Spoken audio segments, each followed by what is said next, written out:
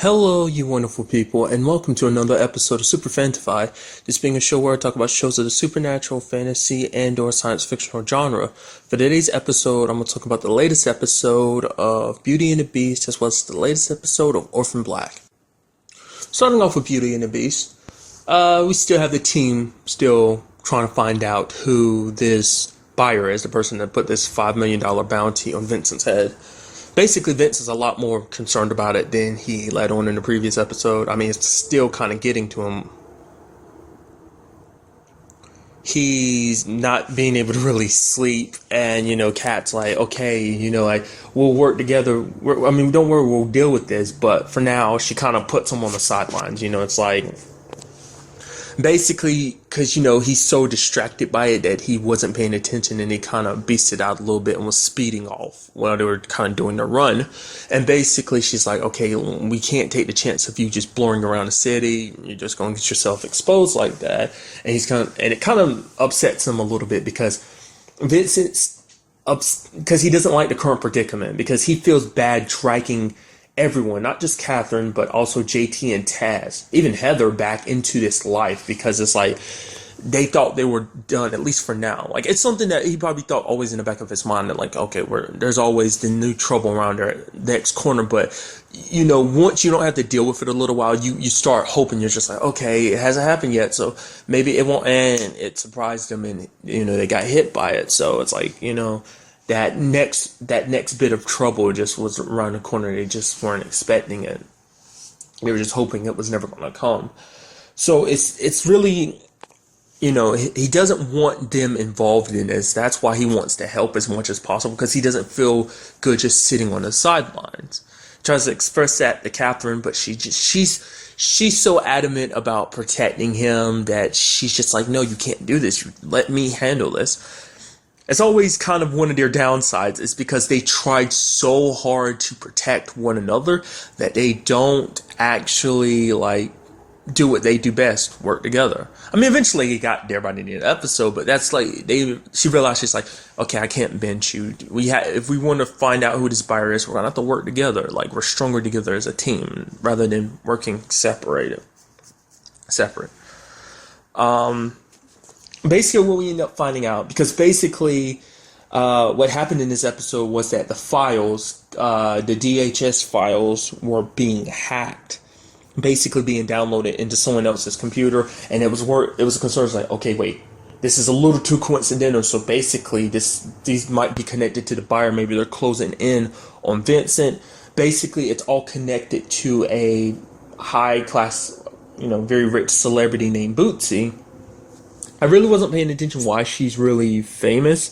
I guess she's just from a rich family, whatever the case may be.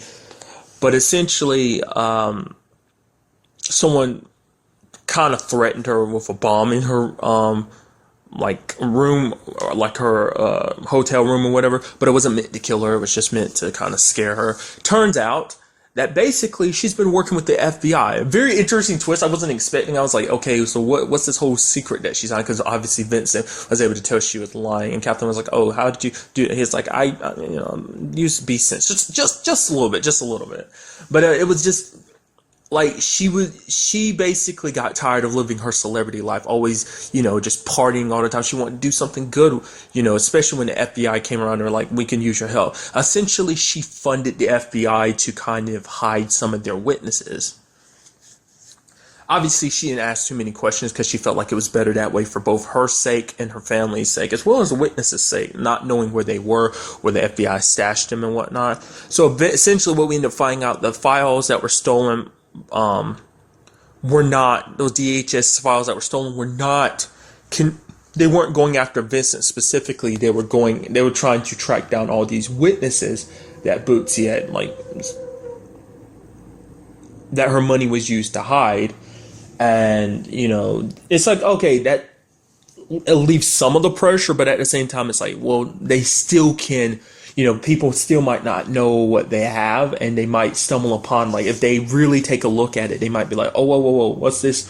What's these other files we've gotten access to? So they had to deal with that situation. Luckily, the whole situation was dealt with they were able to handle the situation without exposing themselves. There was a very Captain America Civil War moment where we have like Vincent holding down a helicopter using his beast powers. I thought that was kind of interesting. That was pretty cool. Just because the moment I saw it, I was like, you're about to hold a helicopter down. You're about to go all Captain America, aren't you? And yes, you are. So, obviously, Bootsy had her questions, but, obviously, everyone has their secrets. So. But basically, the episode ended with her basically getting exposed. And, I mean, the sad part about it is, because like she was doing a good thing, but it's just like with her being exposed, that meant like her family and her were in danger. They had to go into hiding. There's no putting the genie back in the bottle per se. And it's obviously heavy comparisons to Vincent and Catherine's situation, because it's like that could easily be them. Like she's walking out of the hotel, like all those like cameras are flashing in front of her face. Because that was kind of one thing about this episode. They kind of had to take a step back because Vincent couldn't go all full force like he normally would to handle this situation, because there were too many cameras looking. There was just too much attention around Bootsy, and that meant there was too much attention around them because they were near her. I mean, they happened to be near her because of everything. But what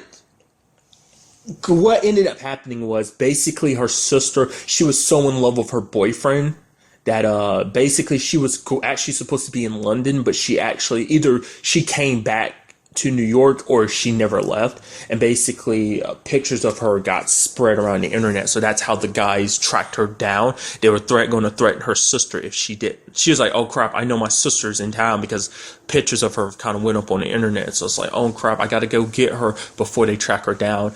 And JT tried to stop her, but she knocked him down flat. I was like, oh, poor JT. She kicked his ass. But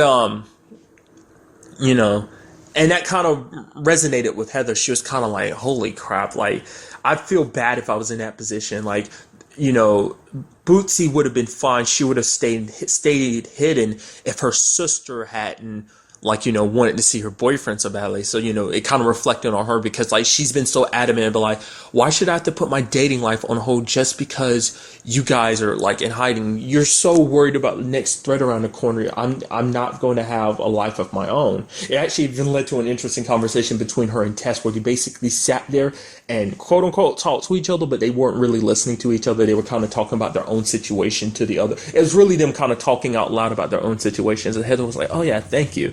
And then she's like, yeah, sure. Tess was like, sure, if you say so. So, but, and, it kind of got Heather's, like, she was like, it's going to suck, but she's like, I don't want to be in a position where I don't want to be responsible and be the reason why you and Vincent have to go into hiding like Bootsy had to. So, and I feel bad for Heather. I really do, but it's just like, I don't know. At the same time, there was a part of my brain that was thinking, like, maybe Kyle's not trustworthy. Maybe we end up finding out, like, I mean, maybe that'd be something that pops up next episode. It's like, oh, Kyle's here. He's trying hard to invest himself into Heather's life. And it's like, whoa. Let's not do that. There's a storyline element that never really came back up. You remember that ex of Vincent's? When was that, season 2 or that was season 2, right? That his ex, like the girlfriend he had before he joined the military, the one that thought he was dead. I think she was going to be his fiance at one point, wasn't she? Like last time we saw her, she got on a bus and left town. She did kind of complicate things between Vincent and Catherine, but that was like the last time we saw her. Like, we saw basically someone that was going to come after, like, kill her, be on the bus with her. But I'm pretty sure that was the last time we saw. Not unless there was other times and I'm just not remembering. But I don't know. I felt like maybe that'll come back up or something, just to complicate things. It's like, oh, here comes your ex. We're freaking married now, and here comes your ex kind of stirring up problems again, type of situation. I think it'd be kind of interesting. Not like, he'll like have any regrets, like, or old feelings will show up again. It's just like, I feel like she'd be there just to complicate things. Not on his part, but just make things harder for them. It's like, yo, you need to get back out of town. There's someone after Vincent. We don't need you here drawing any unnecessary attention towards him. Also in this episode, obviously, like I said, everyone's still dealing with the fact that we need to, like, figure this whole situation out. Obviously, Tess is the most adamant about being like, yo, I thought we were done with this. She's like, I can't get JT to focus on us, on the future. He's supposed to be focusing on getting his tenure. He's supposed to be focusing on moving in with us. JT's, halfway paying attention and being like, yeah, no, I know. I'm just trying to do this. Once this is all done, I can focus on moving, focus on us. And I don't know. I feel like their relationship is going to get even more complicated now. It's just because, obviously, because he turned down his tenure, and he's like, I don't know how to tell Tess that, and he's like, you better tell her because she's going to be pissed if she finds out by herself. It's like she's going to be pissed when she finds out, but it's better coming from you than it is someone else. Basically, he's still in that position of like he's just like, I guess in his mindset he's just like, I just don't know what to do. I want to do something important, and it's just like teaching means nothing to me now. And it's just like, dude, I get it, like he wants to do something more important, but I feel like he's going to end up just showing his own relationship because he's so adamant about like, oh, I want to do something important. Like, this is very important. It's like, I feel like he's going to end up pushing his relationship aside, because even Vincent and Catherine, like, to them their relationship actually comes first. It's like that's the reason why they pushing this so hard. That's why Vincent pushes so hard. That's why Catherine pushes so hard, because Vincent wants to have, like, he doesn't want Catherine to have to live the rest of her life like this. It's like, yeah, we deal with this situation, but there'll always be another situation in the future. That's what everyone's concern is. To me, the only cure for this is going to be one of two things: Vincent is dead again, or they end up finding a cure for him, which he did get cured for a while, but it didn't stick. He needed to be a beast again. But that, I feel like that's the only way, is like get rid of him being a beast once and for all, and you'll kind of negate anyone coming after him anymore. But then you never know. Maybe someone will be like, oh, yeah, you might not be a beast anymore, but the beast DNA still exists within you. So I don't know. I'm very interested to see where it goes, especially like, because it came up to like, Tess, you missed this a little bit. She's like, no, I want to move on with my life. I was sure this whole beast thing was up. It's like, no, you miss being part of the action. Okay, yes, a little bit. She does to a certain degree. It's like, as a captain, she doesn't get to go out and kind of do any bust or, just any arrest. She's usually kind of behind a desk, barking out orders, and it's just, she doesn't get to hit the streets like she used to. So that was kind of interesting. We get to see her kind of being slightly undercover when she had to pretend to be Bootsy. She was like, I don't even look like Bootsy. She's like, this is stupid. She's like, it's okay. It's going to be dark. No one's going to know. She's like, think about it. She's like, why should I do this? I'm the captain. She's like, think about it. The sooner we do this, the closer we get to exposing, catching the person that might be threatening Vincent, or the person that's threatening Bootsy, which is connected to Vincent. The sooner we get done with this, the quicker you could get away from, like, you won't have to worry about covering it up, and you can get back to being captain. Plus, you get to be out in the field a little bit. She's like, okay, fine. So I'm very interested to see where we'll go with everything. Like,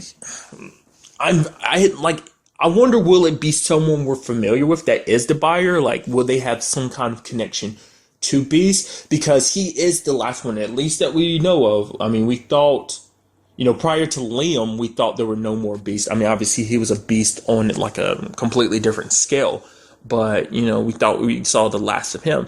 And like I said, I don't know.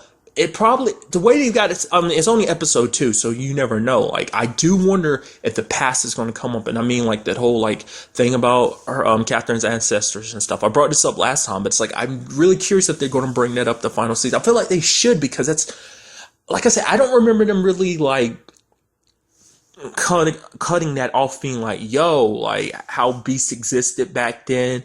As like, because they kind of, like I said, they left it kind of as a supernatural thing, like either it just happened, like it was a science fictional aspect, like, oh, it's just a mutation, or like whether there was something else behind it. We did see, skeletons of what could be Beast, like, wasn't that back in season 2? Did I say season 2? Season 2, basically, the skeletons that look more animal-like than human ended up turned out to be Beasts. I'm very interested to see what they, if that comes back up or not. Maybe I'm just overthinking things. So, but I'm very curious to see what we do with the rest of the season.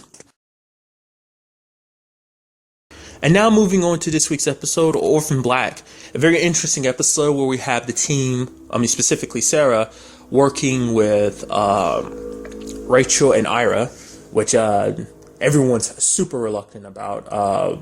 Specifically her and Felix is just like, yeah, we can't trust her. I mean, it came up again. It was just like, I was like, oh yeah, you don't really like Sarah, dude. It's like she stabbed a pencil in my brain. I brought that point up before. It's like, it's hard to forgive that. Like, she had to go through a lot of crap because of Sarah. So I from the very beginning was like, I don't trust that this situation is going to be the way it is. Like that she's in this with the best of intentions. But that situation, I did like the direction it went. Basically, we're tracking down at least 2 people that ran away from Brightborn. Sadly, we find out that one of them is dead. Specifically, that she quote unquote killed herself. They made it look like a suicide. We end up finding out one of those officers, one of the ones that was investigating Donnie and Allison, he actually works for Evie. I should have known. Like, I don't know why. Like, I guess you can't really tell because it's like, I was like, obviously he probably had to work for Evie because he's one of the ones that arrested Donnie. But I was like, I don't know. Maybe it's just like, Duco put them in that position. It's like, oh yeah, and obviously set up all this stuff to be like, yeah, take him out. Like, that we need to arrest him because of blah, blah, blah. I thought he was manipulating them too. It's like, I guess I'm saying that could be one argument, but it's like, nope, he works for Evie. He even brought up, so like, Art, have you heard from Duco? Art was kind of like, had that kind of like, oh shit, look on his face. It's like, nah, I haven't heard from him. I hope he's okay. It's like, damn well what happened to Duco. Poor bastard. And I love that that's one of the previews we got to see at the beginning of this episode. It's Siobhan shooting him. It's still just as brutal, dude. But, freaking, because they still don't know what happened to Duco. Basically, what ends up happening is that Sarah and Art are able to track down one of the ladies. Her name is Kendra. She already pre-Brightborn, she already had a child of her own. I think she has a son, maybe. And basically, she has another child, the one that she got while she was at Brightborn.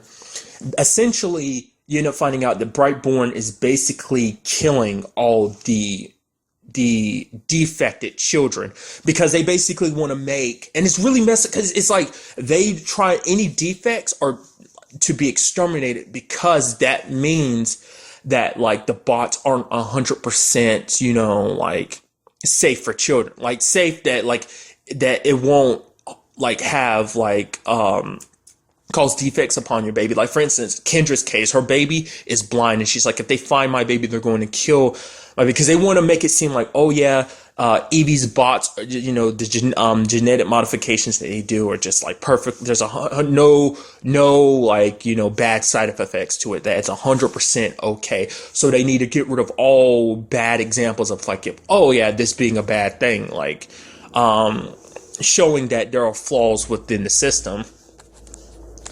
And, they do decide that, okay, we're going to try our best to protect them.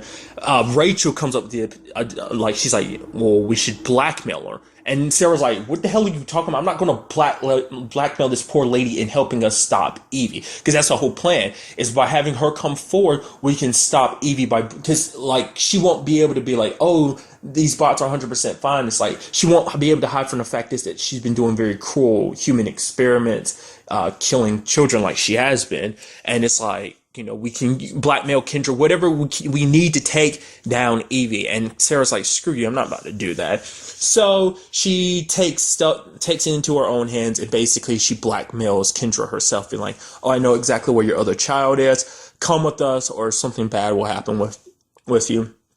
Basically, they take her, kind of hide her away. And then basically Rachel does kind of a very ballsy thing. She goes face to face with Evie. I'm like, wow, like, the brass one's on Rachel, right? And essentially it ended up in a conversation where I figured it was going to go this route. She was like, oh, so you want me to empower Susan again? She's like, let's not worry about Susan. Susan's had her time. This is my time. You said something that pissed me off. Like, that I didn't like, that a clone can never be in a powerful position. So you want me to be in a powerful position. So you want to be in a powerful position. She's like, yeah. And I'll hand over both Kendra and her baby, as well as like all the recordings, like, because specifically the only recording that's left is the one that's on Kendra's phone. There's no other copies. And essentially I was like, yep, there you go. Because even Sarah brought it up before. She was like, we saw that, she's like, are you an idiot? She's going to cut you. She's basically going to Rachel's going to screw you and us over. That's just how she is. You're an idiot for believing in her. But it turns out, not necessarily, because it seems Rachel was playing her and actually recording, like, Evie confessing what she's doing, in a recording that was like spread across the internet. Even all the reporters and everyone that's there at that little, what was it, that, not, I guess, announcement, whatever you want to call it, that she's doing in front of that, podium, and all of them are like, yo, what about this about you experimenting and killing children? Like, is this true? Like, what's up with this? You even admitted doing it. And she was just like, whoa, what? And then, like, that guy that's with her was pulling her back, and you could see her just giving Rachel that death stare, and you see Rachel in the back got that smug ass smile on her face. It's like, she's gonna come after Rachel hard. Like, she's probably going, she already wants the others dead, but she really wants Rachel dead now because of that. Like, basically all the work that she's put forward, like, everything that she's been through, all the work she's put forward, all the sacrifices she's made have literally just went down the drain because of Rachel. It's like, screw them, right? They are in some deep trouble in the next episode. But I love that, though. But even though it's like, oh, you did a good thing, it's like multiple reasons. One, you're still doing it for selfish reasons. It's like, you might have been like, saying all that just to get Evie's guard down does not make any of what she said less true, that she still wants a powerful position. She's not doing this for her mom. She's doing it for herself. And, the quicker Evie's out of the way, the quicker she can rise back to, be back in a truly powerful position and kind of, take the reins of this whole operation. It does make you wonder, like, what would she do? Like, would she continue what Evie's doing and make it her own, or what? I don't know. Maybe she'll has a project of her own in mind, or maybe, I don't know. I get the feeling, I'm not sure if she'd even restart Lita or not, because all those projects were canceled. So it's like, I don't know if she'd bring them back or whether she'd continue what Evie started. Who knows? And since we're talking about Rachel, it's very interesting that we still don't know what the hell that whole eye situation is about. Is it like, is she seeing into the past? Does that eye belong to someone else?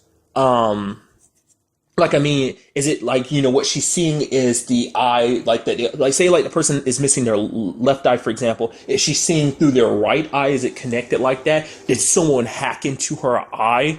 Because isn't her eye like synthetic? I think I brought this up before, but did Susan take a real eye and modify it to give it to Rachel? So, like, who did she take it from? I can't even hazard a guess as to what the whole situation is with her eye, but basically she brought it up to Iris, like, somebody's trying to show me something. It's like, she's like, oh, there used to be people inhabiting the island.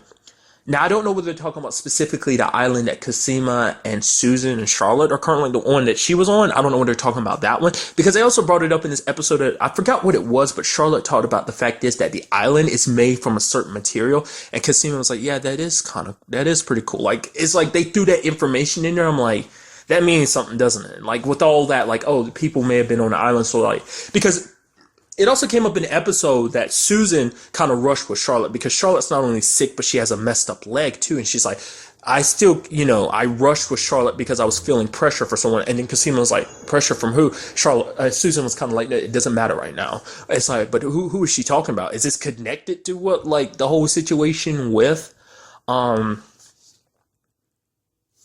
what Rachel is seeing her eye, or is that a completely separate issue? She's like, oh, it doesn't matter now. It's like, it's going to matter in the future. But one, also, I'm curious, like, where's Ferdinand at? I mean, granted, he doesn't have his 3.7 million anymore, so he's probably off licking his wounds. We haven't seen him since the last time he was, like, strapped to that chair that had a bomb by MK.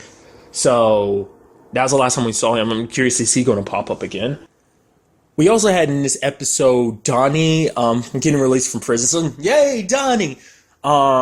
Which brought up the question, like, Allison's like, oh, lately she's like, I've kind of lost my faith. I don't know, kind of feel like God's turn on me. He did say one line, I was like, wow, Donnie. He's like, don't worry, babe, when we get back home, I'm gonna make you see God. It's like, wow. Because he was all frisky. He's like, you've literally been in prison 2 days, dude. It's like, he has, like, especially when that weird, awkward moment when they were having sex, and he was just like, kind of like say I'm like the toughest guy in a cell block or something like that. I was like, wow, you got some new kinky dirty talk, don't you? It's like you were locked up for 2 days, but I guess it's like when you're kind of a delicate guy like, Donnie, when you're just like, he's not a very tough dude. I mean, obviously he has some tough experiences, but he's not exactly like the toughest dude. He's not built for prison, but it's kind of like, I guess when 2 days is enough to kind of harden him a little bit. And that led to like that conversation with Adele being like, essentially they were like, oh man, the cops even got you monitored a little bit too. It's like, wow, like they're going after you hard. It's like,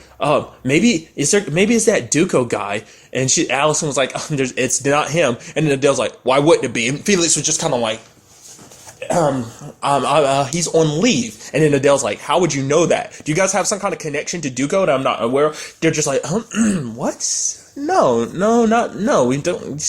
They're just like, they slip of the tongue. I feel like out of anybody, they're always the group that kind of slips up is Allison and Donnie. They always slip up. But they ended up leading to some interesting conversations with Adele and Felix, because Adele's kind of like, okay, something's up.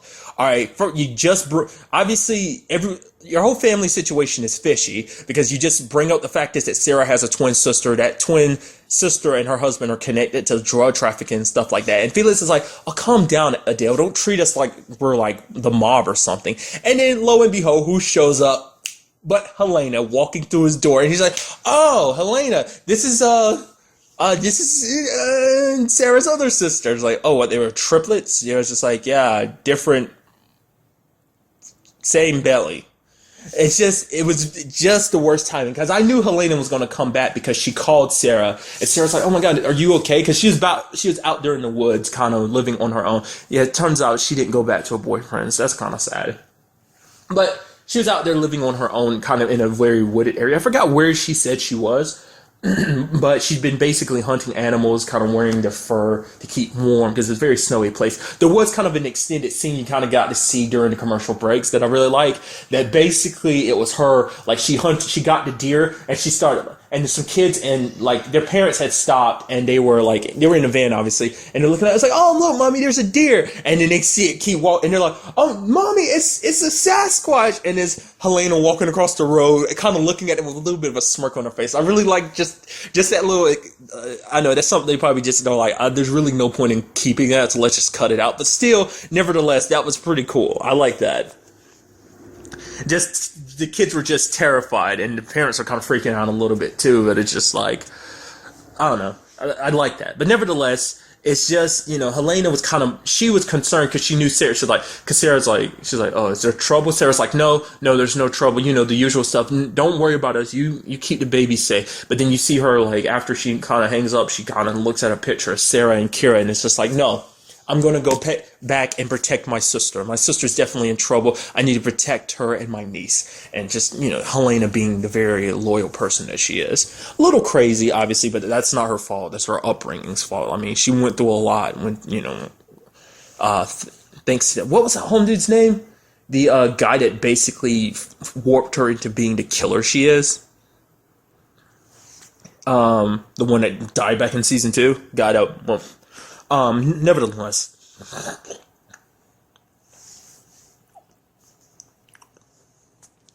ended up coming back. That ended up causing some rifts between Felix and Adele, because Adele wants answers. I mean, there was even a moment she was just like, yo, I'm kind of all up in this bullshit. And then basically Helena was like, yeah, that's what you are, essentially calling her bullshit. And she's like, oh, you're trying to step to me, little girl? And then basically Felix is like, yo, back up. He's like, no, okay, let's calm down. It's like, you really don't want to do that. It's like Helena had picked up a knife too. It's like, Helena is not to be trifled with. Yes, she's a better person now. Does not mean she won't kill someone, because she let it slip that basically she was like, it's like, oh, because Donnie and Allison are in trouble. And it's just like, she brought up the fact that, oh, those, essentially she's like, oh, without obviously incriminating herself, she's basically like, oh, those 3 people that are dead. And then Adele's like, oh, she knows about that. So, it's just like, okay. She's like, she was basically like, Felix, you safe? And he's like, yeah, I'm safe for now. And then she's like, okay. And then she left. But it ended up causing a rift between them, because between Adele and Felix, because Felix is keeping her in the dark. And she's kind of like, I guess, blood isn't enough to just make us family. There's got to be trust and no lies between family members. And she's like, basically, she's like, I'll leave you to your real family, calling this family. He tried to apologize. He's like, this is just his life. There's just stuff he can't tell her, because he doesn't want to get her involved, because once you get involved into Clone Club, your life will never be the same. Art's life has never been the same since he got brought in. I mean, truth be told, his life was never the same after. Even his, like, him knowing Beth led to all this anyway, because it led to Sarah impersonating her and yada yada yada. So he was eventually brought into Clone Club. So that obviously came up. So he wants to keep his biological sister, away from it. So with every episode that's passing, I'm kind of more and more like, okay, Adele's not bad. She's just the drunk biological sister that's being kept out of the loop. So I feel so bad for suspecting her like Sarah did, but like, at the same time, it's like you can't be too careful. Which, interestingly enough, something I really didn't note, because it's kind of like, to me, it was like our first time really seeing it. Him and Sarah, Felix and Sarah, were basically on good terms now. It's like he was mentioning Adele, and she's like, okay, like she didn't really say anything. Like, they kind of moved past it. Like, they accepted it. It was just kind of like a bad, it's like, that's his sister. I've got to get, okay with it and comfortable with it. So she's not a bad person. She's actually helping out Allison and Donnie. And so, that led to, that was kind of an interesting thing, because it seems that they're very back at a good place. It does make you wonder, will that continue now that, Adele has kind of removed herself from Felix's life? I mean, at least that's what she's saying. There's no telling, like, whether she'll distance herself, but then keep a watch and be like, yo, like, I've got my eyes, like, I've been looking into things and ends up stumbling upon the secret of Clone Club. Obviously, it's like running into Allison was weird. It's like, okay, I accept the twin thing. And then it's like, oh, here's another twin, Helena. So there's triplets. So it's like, obviously she knows something very suspicious is going on. But I did like, the fact is that they, like, it's going to be interesting to see will Felix change, now that Adele's kind of backed away from his life. Like I said, I get the feeling she'll probably investigate on her own just because she is curious, but maybe she won't. But, will that affect his relationship with the family? Because, he's like, I had to distance myself from my real sister. But he's like, Felix has been a part of this life for a while now, since the beginning. So it's kind of like, it's to be expected. He's like, this is my life. Don't want to get her involved. So, now, going back to one of my, just like my oh my gosh moment of the episode. Well, I had two of those. One was when that Neolution guy came up, had knifed to Donnie, and just like, oh my god. Basically, he tied them up, and he's basically like, yo, you're going to tell me like where she's at, what she's up to, or I'm going to put this bot in your mouth. And it's like, it's a very finicky one. It's one that's been malfunctioning. It's likely going to kill you or whatever. And just like Allison's kind of praying, like, she not been, like, she kind of lost her faith a little bit and it's about to go in her mouth. She's telling Donnie, I love you. And he's like, no, like, his mouth is covered up, and he's just kind of like, obviously, like, screaming, like, to stop her. And she's praying. And then who busts through the door? Freaking Helena. And she's got a bow and arrow in her. Now, I wasn't sure if she was going to shoot or not, because it took a couple seconds. She's just pointing it at to do it. And he's kind of like, whoa. And split. Freaking arrow through the neck, blood in Allison's face, and it's just like, like the what is it? The offhanded brutalness of the show, like when it kind of does some brutal crap like that, and it catches me off guard. Like I let out an audible when I was literally watching the episode. I was like, oh crap, I need to be quiet. Everyone's sleeping in the apartment.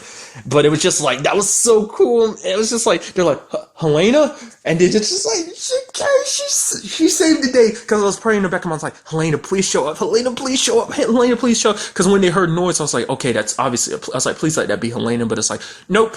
It's one of those Neolution dudes. And then and Donnie's just like, And she's like, oh, Donnie Hendrickson, you look like a roast pig. Right? Now, Stella's just one, oh my god, man. The second is who we got to see at the very end of the episode. At first, okay, we're seeing a lady from behind. I was like, okay, we're going to get introduced to another clone. She's the one with the missing eye, right? Person turns around, it's freaking Delphine. I'm like, what? wait, yes, you are alive. But it's like, no, wait, what? What's going on? That was the end of the episode. Next week is the season finale, and I cannot wait to see what goes down because dude, like, I don't know how it's going to end. Like, typically, not always, but typically, Orphan Black's season finales are never anything too, like, with the exception of the last, I mean, obviously each one's kind of got its own thing. Season 1 ended with, Kira being, Kira, quote unquote, being taken, and Sarah kind of, like, walking away from Rachel because making a deal. Season 2, how did season 2 end? I forgot. And season 3 ended, kind of on a more like, oh, happily, the whole family's together, everyone that's connected, the whole Clone Club thing is sitting together. I mean, obviously the Delphine thing was sad, but that was like the only thing. It kind of ended on a somewhat happier note. So that was that. So I'm very curious, like, what would they do with this? It's like, yo, Evie is pissed. She's going to get a revenge. She's probably going to be like, you know what? You screwed me over. I'm going to kill you, Rachel. I was already planning on killing... She was probably already planning on killing Rachel anyway, but I'm going to kill every single last one of you for ruining my life. And that probably includes Cosima and Susan. And I'm very curious to see where that goes to, like... what kind of secrets are, like, because I'm thinking that's got to be the island she's talking about that's kind of being brought up in reference. So I'm like, what kind of secrets does that island hold? Obviously, because Cosima's kind of stumbling upon them too, because she was reading that. Essentially, kind of like, it's kind of like the Neo-Lucian Bible in a sense. I mean, I'm sorry if that offends someone, me saying it like that, but essentially that's kind of what it is that she was reading. So, like, what kind of secrets is she going to stumble upon on the island? I have no idea. I'm very interested to see where everything goes from here, especially now that Helena has returned. The Hendricksons are in a good position, but like I said, there's the whole side with Adele, because she is Donnie's lawyer, so it does make you wonder, because of her, like, distancing herself from Felix, will she still, like, stay on as Donnie's lawyer, even though she knows everyone's hiding crap from her? So very interested to see where it goes. Cannot wait to see how this all ends. But that's really all I want to talk about in this episode. Till the next time we meet, be happy, be safe, live life to the fullest, and enjoy it. Good day and goodbye.